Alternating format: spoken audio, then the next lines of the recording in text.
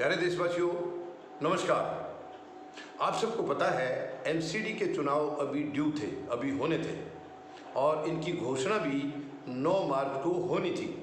Election commission ने meeting बुला रखी थी, यानी कि ये बड़ी प्रेस कॉन्फ्रेंस बुला रखी थी अनाउंस करने के लिए, लेकिन ऐन वक्त पर यानी प्रेस कॉन्फ्रेंस का जो समय दिया था उससे करीब 1 घंटा पहले केंद्र सरकार का उनके पास एक लेटर आ गया, चिट्ठी एक आ गई जिसमें लिखा था कि अभी इसको टाला जाए। हालांकि इलेक्शन कमिश्नर बाध्य नहीं थे, वो चाहते तो इस फैसले को मानने से मना कर सकते थे क्योंकि इलेक्शन कमीशन हमारी इंडिपेंडेंट बॉडी है। लेकिन अब माहौल थोड़ा सा इस देश का भी कुछ गलत दिशा में जाने लग रहा है। जब से ये वर्तमान सरकार केंद्र में आई है 8 साल से, तब से वहाँ केवल तानाशाही चल रही है। संवैधानिक संस्थाओं का भी अपना कोई हिसाब किताब जो होना चाहिए था वैसा नहीं रहा है। वो भी सरकार के आगे कहीं ना कहीं नतमस्तक होती दिखाई दे रही है हर मामले में। ये जो कि दुर्भाग्य है, ये हमारे प्रजातंत्र के लिए बहुत बड़ा खतरा है। ये प्रजातंत्र के लिए कोई अच्छी निशानी नहीं है, अच्छी मिसाल नहीं है। ये बहुत ही दुख की बात है। अब देखिए, ये इन्होंने ये कह के इसको पोस्टपोन किया है अभी। हालांकि ये कहा है अभी तक, बीच बीच में ये बातें आई हैं कि ये मई से पहले चुनाव करा दिए जाएंगे, लेकिन मुझे बिल्कुल उम्मीद नहीं लग रही है। इन्होंने ये कहा है कि अभी 3 एमसीडी हैं, तीनों को एक किया जाएगा। हालांकि ये समझ में नहीं आ रहा है, समझ से परे है ये। कोई सरकार 3 बनाती है, कोई सरकार 1 बनाती है। क्यों? जो सही चीज़ है, जो देश के लिए, देशवासियों के लिए या प्रांत के लिए, जिस सब के लिए एक जैसी चीज़ है, वो सभी सरकारों के दिमाग में एक ही बात आनी चाहिए। एक ने इनको जो है तोड़ करके 3 बना दिए, अब दूसरे ये 3 को फिर 1 कर रहे हैं। लेकिन अभी इन्होंने 16 मार्च को यानी इसी बुधवार को गृह मंत्रालय ने एक मीटिंग बुलाई है तीनों एमसीडी के कमिश्नर्स की, और उसमें ये पूरी विस्तार से उस पर चर्चा हुई है। और ये भी फैसला किया गया है कि एक कमेटी का गठन किया जाएगा जो इसके ऊपर स्टडी करेगी कि किस तरीके से इसको, कौन से प्रोसेस से तीनों को एक बनाना है, उसमें क्या क्या कार्रवाई होनी है, इसके लिए कमेटी का गठन करना है।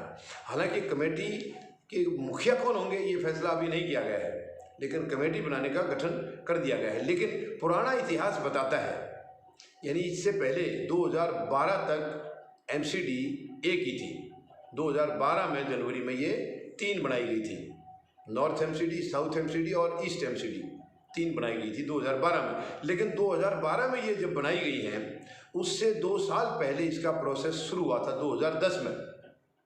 यानी एक एमसीडी को 3 बनाने के लिए, एक को तोड़ के 3 जगह डिवाइड करने के लिए करीब 2 साल तक ये प्रोसेस चला था।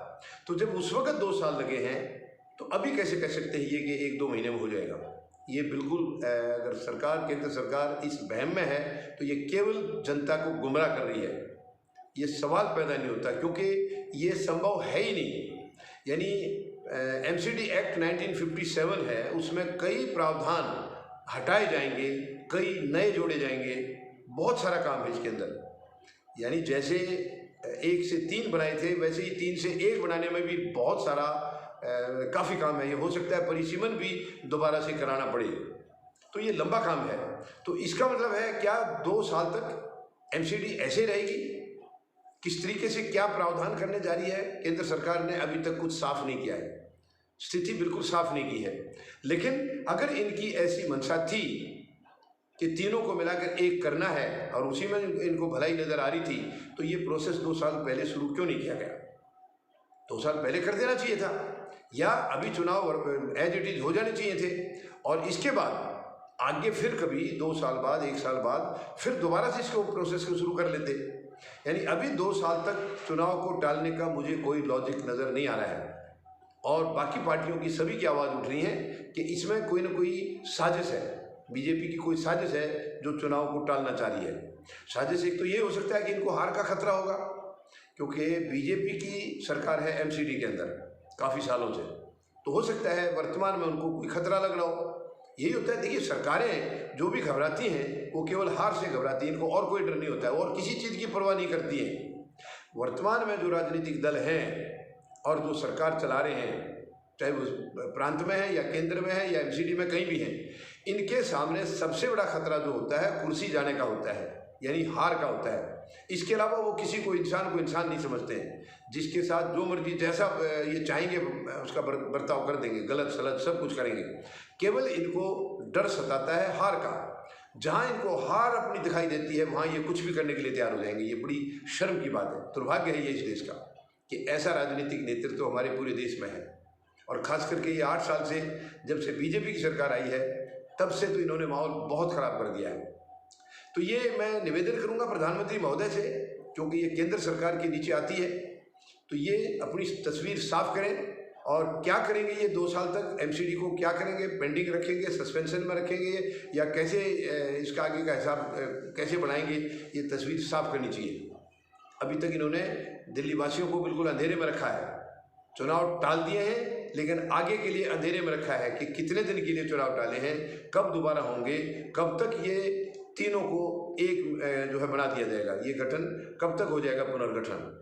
कोई भी चीज़ सिचुएशन सामने अभी तक सफाई नहीं दी है केंद्र सरकार ने, ये गलत है। जो भी काम हो रहा है, देखिए जो भी है देश में, चाहे वो प्रदेश है, देश है, ये जनता के लिए तो होता है, सारे हित जनता के लिए होते हैं। तो फिर जनता को अंधेरे में क्यों रखा जाता है, क्यों जनता को गुमराह किया जाता है?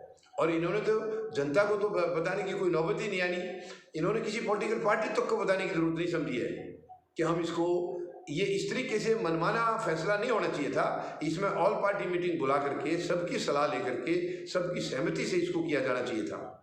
ये गलत है, ये केवल तानाशाही है, केवल तानाशाही है, डिक्टेटरशिप है ये लोकतांत्रिक ढांचा ऐसे नहीं होता है।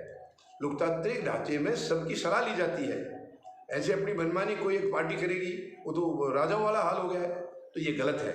मैं उम्मीद लगाता हूँ प्रधानमंत्री महोदय इसके ऊपर तुरंत कोई फैसला देंगे कि वो कितने दिन के लिए टालने जा रहे हैं चुनाव, कितना दिन इस प्रक्रिया में लगेगा 3 से 1 बनाने में, और चुनाव का क्या होगा, कब कराएंगे, और तब तक एमसीडीओ का, तीनों का स्टेटस क्या होगा, इसके ऊपर मेहरबानी करके सफाई आनी चाहिए।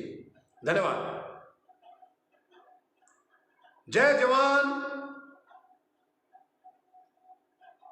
जय किसान, जय हिंद।